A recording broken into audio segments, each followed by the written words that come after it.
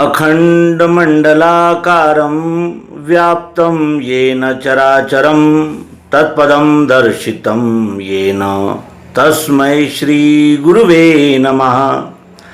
अज्ञानान्धस्य लोकस्य ज्ञानाञ्जनशलाकया चक्षुरुन्मीलितं येन तस्मै श्रीगुरुवे नमः।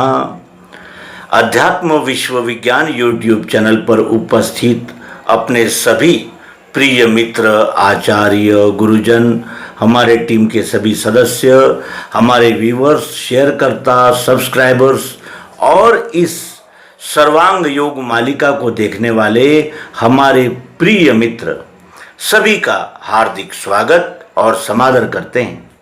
मित्रों, सर्वांग योग मालिका के इस तीसरे अंक को हम प्रस्तुत करने जा रहे हैं। सर्वांग योग के पहले अध्याय का नाम मोक्षेच्छा दर्शन योग था।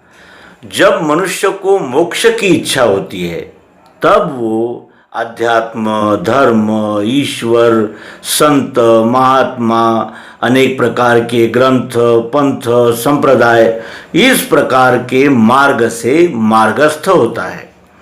धीरे धीरे वो इस निर्णय तक पहुंचता है कि मैंने सब कुछ पढ़ा, समझा, जाना, लेकिन कुछ भी पल्ले नहीं पड़ता, केवल शब्द ही हाथ लगते हैं।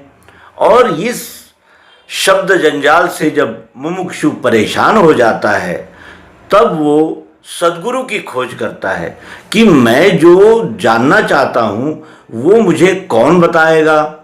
और जानना और मानना, इसका अंतर उसके ध्यान में आता है, क्योंकि जो कुछ भी हमें अब तक बताया गया, जैसे माता पिता ने बताया कि तुम इस पंथ के हो, उस संप्रदाय के हो, ये हमारे देवता है, इनकी हम आराधना करते हैं, इस प्रकार के वो उपवास, जप, तप, तीर्थ सब कुछ करते हैं, तो वो बालक माता पिता के शब्दों पर विश्वास रखकर उन्हीं का अनुकरण करने लगता है। और धीरे धीरे जैसे जैसे उसकी रुचि बढ़ती जाती है वो उस देवताओं की आराधना में और अधिक लिप्त होता चला जाता है और इस प्रकार वो कर्मकांड के बंधन में फंस जाता है। लेकिन जब उसके ध्यान में आता है कि शब्द का अर्थ होता है और अर्थ उसी का होता है जिसमें तथ्य हो, और इस प्रकार जब वो यानी उसकी बुद्धि विज्ञाननिष्ठ हो जाती है तब वो सद्गुरु की खोज में लगता है। और फिर जैसे प्यासे को पानी मिलता ही है और पानी प्यासे के लिए ही बना होता है, उसी प्रकार मुमुक्षु को सद्गुरु की भेंट होती है और तत्वदर्शी सद्गुरु उसे तत्व दर्शन कराकर, यानी जिसे कहते हैं कि यथार्थ और प्रत्यक्ष सत्य उसके सामने प्रस्तुत कर देता है। और इसी प्रकार का पहला अध्याय था जिसमें मुमुक्षु ने कहा था कि मैंने श्रुति, स्मृति, शास्त्र, पुराण आदि खे पढ़े, यथा विधान कर्मों को उनके करके लखा, तो भी चंचलता मेरे मन की मिटती नहीं, समाधान नहीं स्थायी वो कैसे मुझको मिले। कहे तत्श्रुति वो क्या है त्वम रहता कहाँ, असी कहा जिसे वो क्या ध्यान में बैठता नहीं। देखना उसको कैसे जो देखे वह कौन है, जानना चाहता हूँ ये यथार्थ मुझको कहें। और इस प्रकार की पृच्छा जब मुमुक्षु ने की तब सद्गुरु ने क्या कहा कि तुम्हें विज्ञान निष्ठ मार्ग से जाना होगा, विज्ञान के मार्ग से जाना होगा। विज्ञान लिखी हुई, पढ़ी हुई, सुनी हुई बातों को नहीं मानता, वो किसी भी बात का प्रत्यक्ष यथार्थ बोध प्राप्त करना चाहता है, क्योंकि विज्ञान का अर्थ ही होता है कि हम सुने हुए, माने हुए बातों को निर्णय की कसौटी पर कस के रखें। और इस प्रकार सद्गुरु ने कहा था कि जब तक तुम अधिष्ठान स्वरूप कोई वस्तु अपने सामने न रख लो तब तक बातों से तुम्हारा समाधान नहीं हो सकता। और सद्गुरु ने कहा कि यदि तुम बातों में ही सत्य को जानोगे तो फिर जड़ चैतन्य की ग्रंथि भी नहीं खुलेगी और तुम्हें उस साक्षात जो जिसे कहते हैं कि यथार्थ जो सत्य है, सिद्धांत है, उसका बोध भी नहीं हो सकता। और इसीलिए सद्गुरु हमें आदेश करते हैं, निर्देश देते हैं कि तुम अपने सामने एक शक्कर का ढेला बताशा सामने रखो और उसको फिर सूक्ष्म दृष्टि से देखो। सूक्ष्म दृष्टि क्या है? जब हम किसी वस्तु की ओर देखते हैं तो हमें उसका रूप नजर आता है, लेकिन जब हम सूक्ष्म दृष्टि से देखते हैं तब हमारी बुद्धि ये जानना चाहती है कि वो वस्तु बने कैसे है, कौन तत्वों से बनी है, किस प्रकार प्रक्रिया होकर ये वस्तु उदय हुई है। यानी सूक्ष्म का अर्थ होता है कार्य कारण भाव को जानने वाली विश्लेषणात्मक बुद्धि, और उसी बुद्धि से हमें विश्वरूप परमात्मा को देखना है, जानना है। और जब हम विश्वरूप परमात्मा को यथार्थतः जान लेते हैं तभी हमारे सभी संशय भ्रमों का निवारण होता है। हिये में बोध होते ही मुक्ति है ब्रह्मजाल से। फिर अनेक प्रकार के जो ब्रह्मजाल है उनसे हम मुक्त हो जाते हैं और सत्य का साक्षात्कार हमें हो जाता है। सर्वांग योग अध्याय 3। इस तीसरे अध्याय में सद्गुरु हमें उस सिद्धांत का यथार्थ परिचय कराते हैं। कहते हैं, स्वरूप वस्तु का देखो, देखा सो अक्षर जानना, भरी है मध्य में इसके अक्षर ब्रह्म मिठास वो। नाम शक्कर जो है वो पुरुषोत्तम भाव है, प्रेम का ये निज स्थान ध्यान के हेतु से कहा। यथार्थ बोध होने को निज मूल स्वरूप का, वस्तु में त्रिपुटी देखी कल्पना से स्वभाव ने। इंद्रियों से दिखता है अक्षर सो तत् है कहा, त्वम से अक्षर को जाना असी निश्चय नाम है। अक्षर में अंग है 8, अक्षर एक रूप है, जहाँ है भावना दोनों लय का स्थान वस्तु सो। स्वरूप वस्तु का देखो, हमने अधिष्ठान स्वरूप मिश्री रखी है, अपने सामने मिश्री का ढेला रखा है, इसका हम स्वरूप देखते हैं। तो स्वरूप वस्तु का देखो, देखा सो अक्षर जानना, ये सफेद ढेला है। क्षर उसे कहते हैं जिसका क्षरण होता है, धीरे धीरे इसका क्षरण होता है, यानी ये वस्तु में परिवर्तन होता है। तो इस वस्तु का जो स्वरूप है वो कैसा है? क्षर भावपूर्ण है, यानी ये सतत क्षरण होता है, बदलता है, रूपांतरित होता है। स्वरूप वस्तु का देखो, देखा सो अक्षर जानना, भरी है मध्य में इसके अक्षर ब्रह्म मिठास हो। अक्षर किसे कहते हैं? जो बदलती नहीं, मिटती नहीं, उसे अक्षर कहते हैं। वो अक्षर जो है वो इसके अंदर ओतप्रोत भरी हुई मिठास है। स्वरूप वस्तु का देखो, देखा सो अक्षर जानना, भरी है मध्य में इसके अक्षर ब्रह्म मिठास वो अक्षर ब्रह्म मिठास इसके भीतर कुटस्थ ओतप्रोत एक एक कण में व्याप्त है, प्रत्यक्ष है, जो कभी नहीं बदलती। हम इस ढेले को पीस लेंगे, इसको हम जला देंगे, इसको चाहे जो भी प्रक्रिया हम इस पर करें, इस वस्तु की जो मिठास है वो समाप्त नहीं होगी, वो कभी न आई न बदलेगी। जो है सो बिल्कुल रहेगी ही रहेगी। उसे अक्षर कहते हैं। अक्षर उसे कहते हैं जो न बनी है न मिटती है, जो है और रहेगी। उसके अनंतर इसका नाम क्या है? शक्कर, ये नाम है।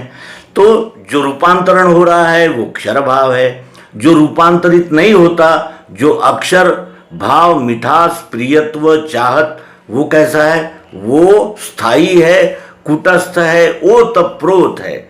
और इसका जो नाम है वो शक्कर नाम है। नाम शक्कर जो है वो पुरुषोत्तम भाव है। क्षर भाव जो सतत रूपांतरण होता रहता है, अक्षर भाव जिसका कभी रूपांतरण नहीं होता, और दोनों भाव इसी वस्तु में है जिसका नाम शक्कर है, और शक्कर ये नाम इस वस्तु का पुरुषोत्तम भाव है। प्रेम का ये निज स्थान ध्यान के हेतु से कहा, और ये प्रेम का निज स्थान है। प्रेम का निज स्थान क्या है? वस्तु। वस्तु प्राप्त हुए बगैर न हमें ये ढेला प्राप्त हो सकता है, न इसके अंदर की मिठास प्राप्त हो सकती है। शक्कर कहते ही हमें इस वस्तु का अक्षर भाव और अक्षर भाव ये दोनों एक ही साथ उपलब्ध हो जाते हैं। इसीलिए प्रेम का ये निज स्थान ध्यान के हेतु से कहा। मुमुक्षु ने कहा था कि ध्यान में बैठता नहीं। उसका प्रश्न क्या था कि वेदों का जो महावाक्य है तत्त्वम असि, वही तुम हो, ये ध्यान में नहीं बैठता। क्योंकि मैंने श्रुति स्मृति शास्त्र पुराण आदि सब कुछ पढ़े, लेकिन वो सारे शब्द ही थे, और शब्द जालम महारण्यम, इसलिए मुझे ध्यान में नहीं बैठता था कि वस्तु का स्वरूप क्या है।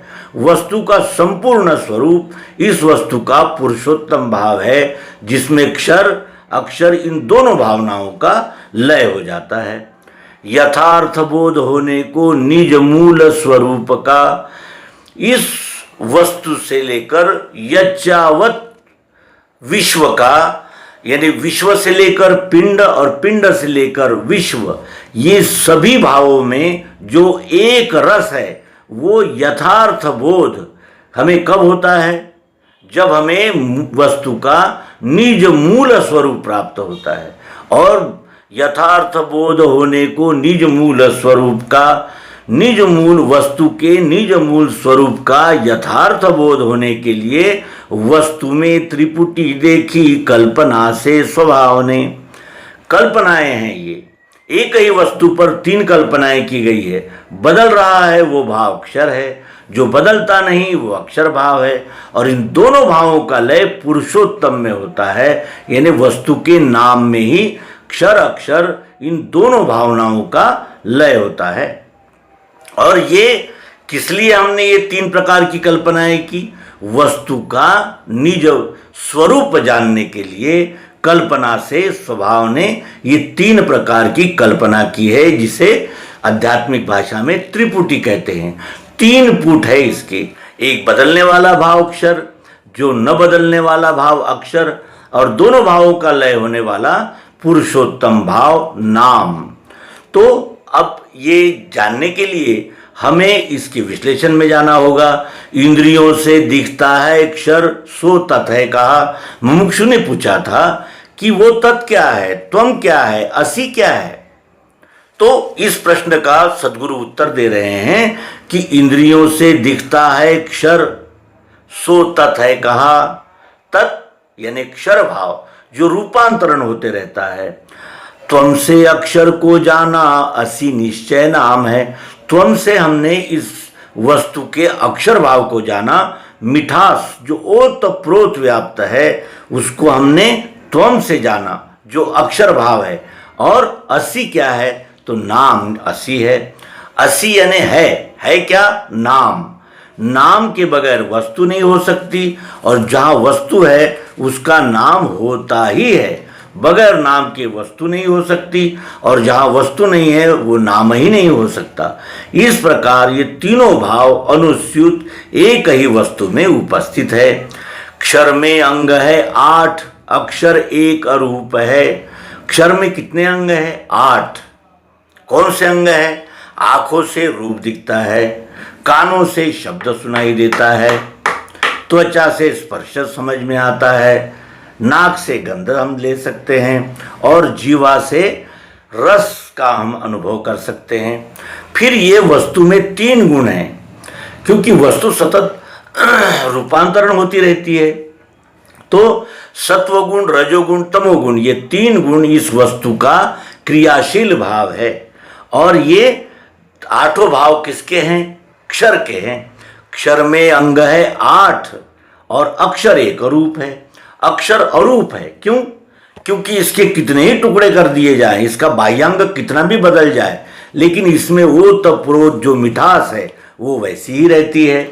और इसीलिए क्षर में 8 अंग है, लेकिन इसका जो अक्षर भाव है मिठास, वो कैसा है? अरूप है, सर्वरूप है। उस कितने ही रूप बदले लेकिन उसकी मिठास कायम रहती ही है, वो स्थायी है।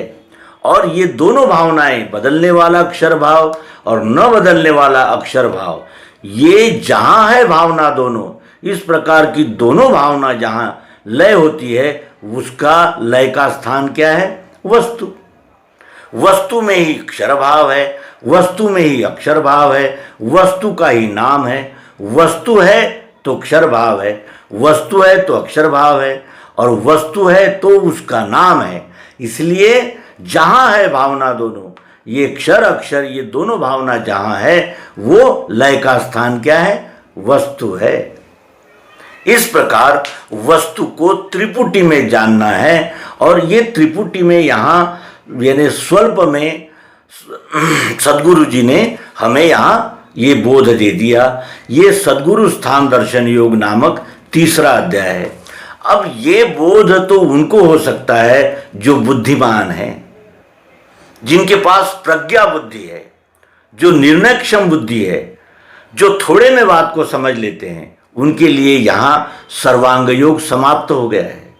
लेकिन जो हम जैसे अल्प बुद्धि के लोग हैं, जो यानी विस्तार से इस सिद्धांत को जानना समझना चाहते हैं, उनके लिए 4थे अध्याय से भगवान श्री मायानंद जी चैतन्य ये सिद्धांत पृथक पृथक्करण और विश्लेषण के मार्ग से हमें समझाएंगे, जो हमें यथार्थतः समझना है। और ये समझने पर ये में बोध होते ही मुक्ति है ब्रह्मजाल से। तो हम इस मालिका को शुरू से अंत तक व्यवस्थित जैसे समझाया जाएगा, जैसे समझ रहे हैं, उसी प्रकार क्रमशः समझेंगे, जानेंगे, और ये में बोध होते ही मुक्ति है ब्रह्मजाल से। ईश्वर का, परमात्मा का यथार्थ प्रत्यक्ष दर्शन करने के लिए सद्गुरु युक्ति के बगैर दूसरा कोई मार्ग नहीं है। इसीलिए हमारे शास्त्र, पुराण, संत, महात्मा अवश्य यही कहते हैं कि तुम सद्गुरु को प्राप्त करो, तत्वदर्शी सद्गुरु का सानिध्य प्राप्त करो, और सद्गुरु के सानिध्य में रहकर ही तुम्हें वस्तु के नाम का बोध हो सकता है। और इसीलिए नाम बिना, नाम के सिवाय हमें वस्तु का संपूर्ण दर्शन नहीं हो सकता। और नाम दान ये सद्गुरु ही करते हैं। ये आगामी अध्याय से हमारे संपूर्ण ध्यान में आ जाएगा। तो यहाँ हमने सद्गुरु स्थान दर्शन योग नामक सर्वांग योग के 3रे अध्याय का अवलोकन किया। धन्यवाद। नर्मदे हर। सद्गुरु भगवान की जय। विश्वरूप परमात्मा की जय। ओम शांति शांति।